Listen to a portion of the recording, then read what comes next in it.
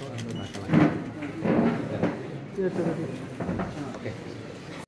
আপনাদের কাছে আমি এভাবেই করছি না, তো আমি ফ্রন্ট অফিস বলতে চাই যে আপনারা আলোচনায় বসা হয় এবং এক পর্যায়ে শান্তি চুক্তি 1997 সাল।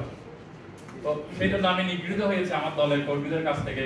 আছেন, দেখা করেন, চা পানি খেয়ে চলে যান, তারা সাহস করে কোনো কথা বলেন না। জেলা প্রশাসক যেটা মনোপুত পছন্দ করেন ওই ধরনের কথা বলেন, অর্থাৎ সত্যি কথা জেলা প্রশাসক সাহেবের কাছে তুলে ধরেন না।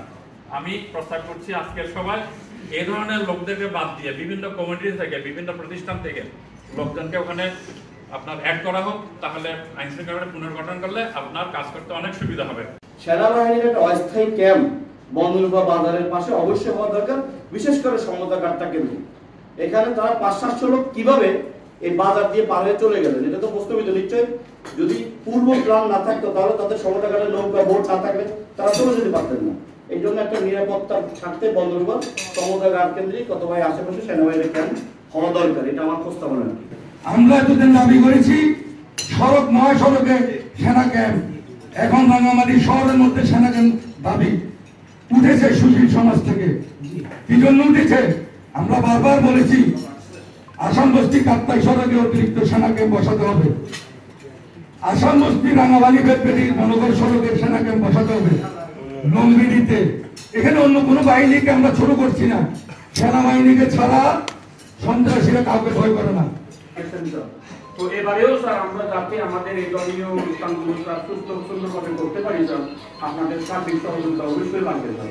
আমি এইভাবে তথ্য দিচ্ছে, এই মাত্র কাঠামোলি থেকে 50টা বোর্ড বোঝাই করে পাহাড়ে আসছে, এই মাত্র মোল্লাপাল থেকে বোর্ড নিয়ে কালিন্দি বোর্ড ঢুকতেছে, সব ফেসবুকে কিন্তু আসছে, সমতার কাছে আসছে।